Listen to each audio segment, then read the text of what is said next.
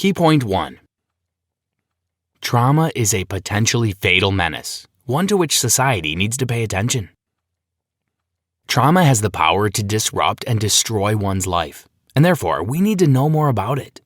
Traumatic experiences come from events that cause deep pain, sorrow, and sadness. If a person is traumatized, they suffer the risk of depression and even death. Dealing with trauma requires a lot of things, many of which you'll find detailed in this summary. Trauma is widespread across the world, and it's worrying. What's worse is we pay little attention to it, making it hard for people to seek help. Trauma isn't limited to war veterans who've experienced terrible things. It's prevalent among many people in society. Trauma doesn't necessarily require a horrific thing to occur. It can happen to anyone, and that's why we should pay it more attention. It can be due to an experience or something that's caused you frustration, stress, or deep pain, leaving you totally helpless. It can also occur due to a mistake or adversity that has plagued your life. To fully understand how to overcome depression and painful experiences, continue through the chapters of this easy-to-follow summary. Key point 2. Numbness causes a lack of emotional attachment, especially among war victims. For war veterans and victims of war, numbness might set in. Many find it hard to love their family and friends. The only thing that interests them is the adrenaline rush of the war they've experienced. Numbness occurs when a person is emotionally uninterested in things that are supposed to matter to them. Some traumatic events like rape, assault, and child abuse are terrible events that leave a lifelong stain on the memory of victims. As traumatic as these events are, they are unfortunately widespread in society. In 2014, an estimated 11 million women in the United States alone were victims of rape and sexual abuse. In an even more worrisome revelation, more than 50% of these victims were abused when they were 15 years or younger, not taking into account the more than 3 million child abuse cases reported annually. Traumatic experiences can affect the lives of victims and the people close to them, such as friends, family, and colleagues. Key point 3. Trauma causes post-traumatic stress disorder, a condition its victims think to be peculiar to themselves. A significantly adverse effect of trauma is post-traumatic stress disorder, or PTSD, which can lead to depression and suicidal thoughts. Traumatized people view the world in a fundamentally different way. Most of them suffer from flashbacks that affect their current imagination. A patient of Bessel Kolk was left with his baby and all was going well until the baby started crying. The baby's cry triggered the traumatic events he experienced during the Vietnam War as babies cried to death in agony. The traumatic event overpowered his imagination and he started panicking. Alongside the trauma itself, traumatized people find it hard to trust and associate with anyone who hasn't experienced and shared the same suffering. Trauma victims often assume that nobody can understand their pain, actions, and positions. Bessel Kolk organized a therapy group for Vietnam veterans with the aim of helping them overcome their trauma. Even though the group helped the veterans find people to share their experiences with, those who hadn't been victims of the war weren't accommodated by the veterans. Traumatized people find it very difficult to trust anyone, and this tells in their relationships with people. Often, they end up losing their connection with loved ones because they just can't find a way to trust anyone anymore. Key point 4. Distressed people can be addicted to pain, and recollection of pseudo-trauma can trigger mass hysteria in people living with PTSD. The compulsion to repeat, as Sigmund Freud put it, is when a traumatized patient derives pleasure from the pain that gave them trauma. Julia, a female research participant, had been brutally raped at gunpoint at 16, and even though she was traumatized, she started craving forceful sex. She began dating a pimp who regularly beat her, and if not for therapy, she would have continued experiencing abuse. As you can see, trauma can leave people addicted to pain. Scared animals return home, regardless of whether home is safe or frightening. Bessel Kolk, MD. When a PTSD patient remembers their trauma, it can cause them to enter a state of mind that makes it seem like the memory is real and happening. In a particular experiment, patients consent to listen to a script recreating their individual traumatic experience. When they hear the script, the instructor asks them to inhale a small concentration of radioactive particles. A brain scan device monitors this activity and allows the researchers to see the exact part of the brain active while the patient remembers the event. Marcia, a 40-year-old teacher, was a participant in the experiment. Her script took her back to the traumatic accident that cost the lives of both her 5-year-old daughter and unborn child. As Marcia listened to her own script, she experienced a massive spike in blood pressure and heart rate levels. The activities in her left hemisphere deactivated over time. The brain deactivation associated with PTSD makes it hard for patients to be conscious of what they are currently doing. This deactivation especially rendered her Broca's area totally weak, and she couldn't speak. Her stress hormone levels remained high for a very long period. Through this experiment, we can see how delicate and dangerous trauma is. Reminding a traumatized person of the past event can cause them to lapse into a terrible state, similar to when they initially experienced the trauma. Key point 5. Traumatic experiences can be a very tough process for an adult, but it's nothing compared to facing trauma in childhood. Unlike adults, children's brains aren't fully developed, so it becomes harder for them to deal with trauma. When children are traumatized, there's a high chance they will remain traumatized for life.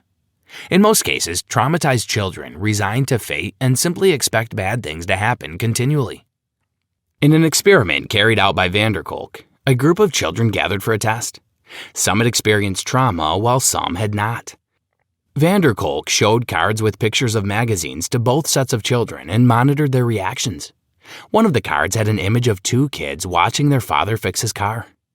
The children without trauma imagined beautiful and safe stories, while those who had experienced trauma imagined horrific stories involving blood and death. Unfortunately, these children grow with such a mindset and then find it hard to mix with people because of what they imagine.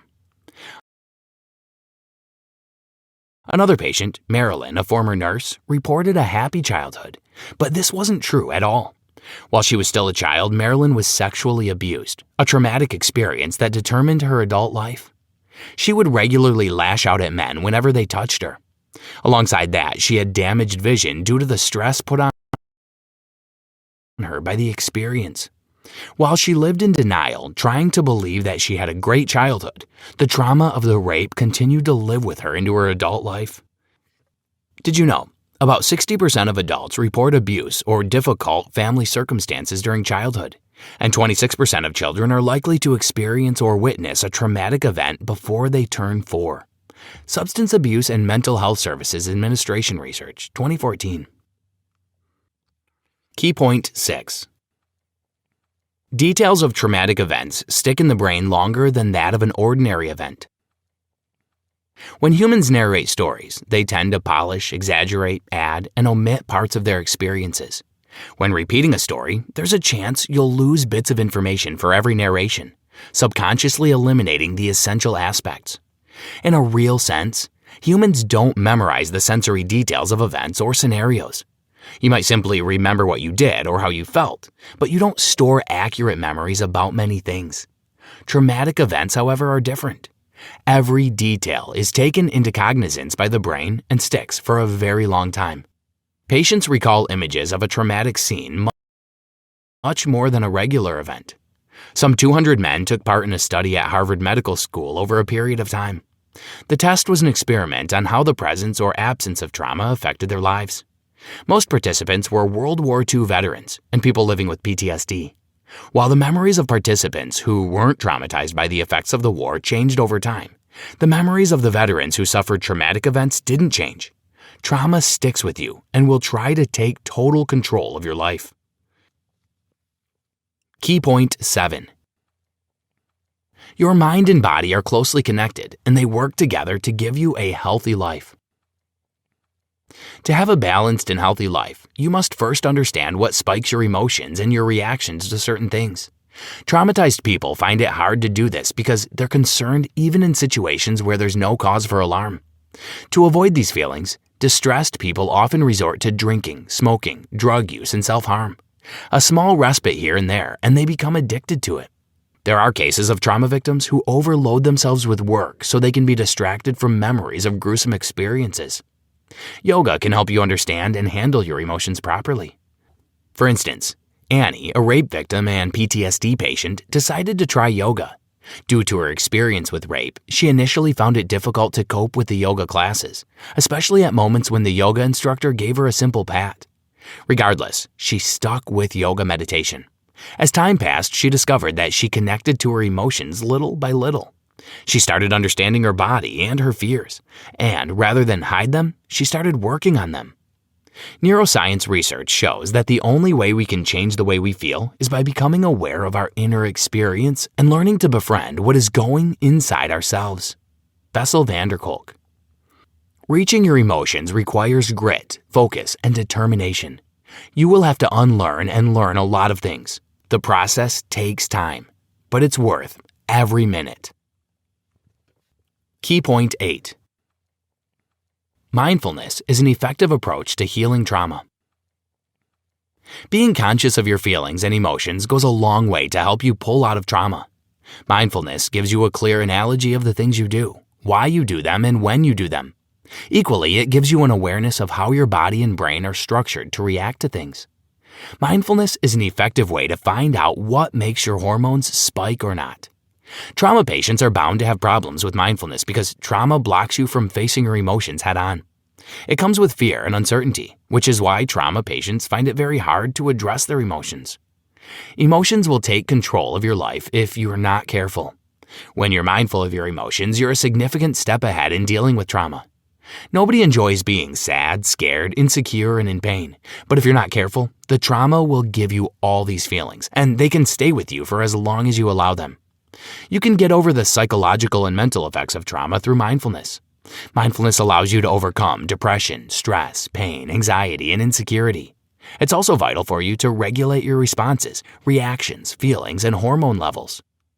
Alongside being mindful, associate yourself with supportive people.